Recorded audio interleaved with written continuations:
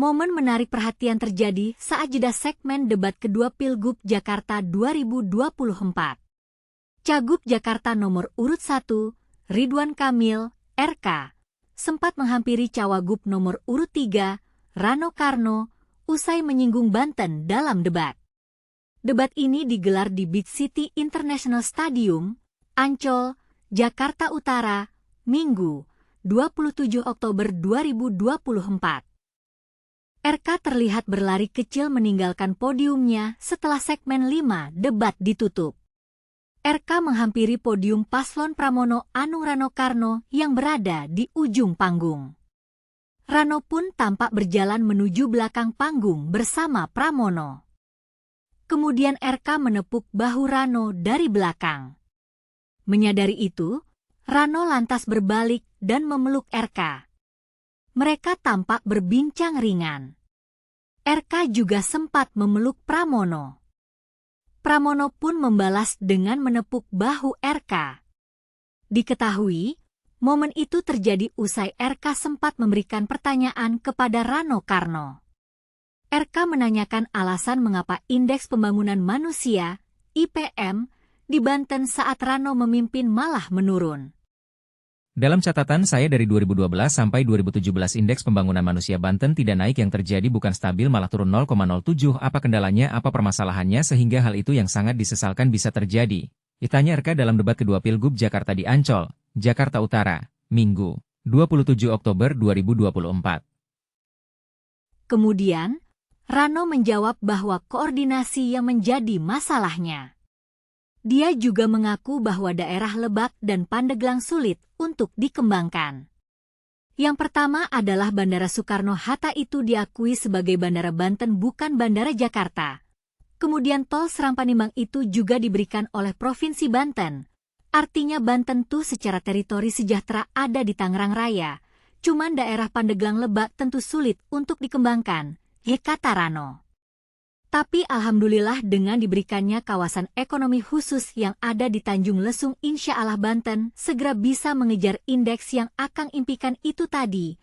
Mungkin itu jawabannya, terima kasih, imbuhnya. 1 bulan jelang pemungutan suara di Pilkada 2024, beberapa lembaga survei mengeluarkan hasil perhitungan elektabilitas mereka. Terbaru, Poltreking Indonesia dan Lembaga Survei Indonesia LSI, merilis perolehan elektabilitas ketiga paslon yang akan bertarung di Jakarta.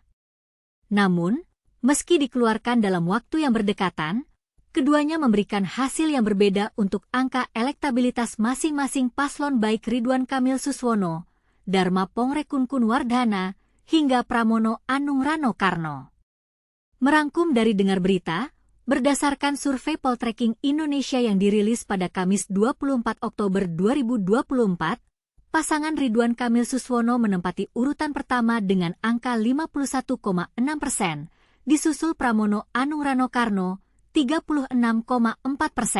Sementara Dharma Pongrekun Wardhana menempati posisi akhir dengan angka elektabilitas 3,9%. Dalam survei yang memberi pertanyaan siapa yang akan dipilih jika pemilihan langsung gubernur daerah khusus Jakarta diadakan hari ini, menyisakan suara 8,1% yang menjawab tidak tahu.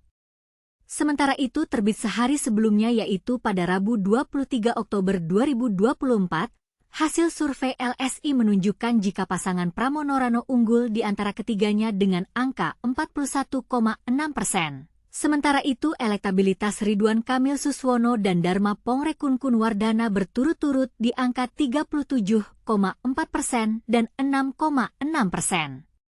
Sebanyak 14,4% menjawab tidak tahu.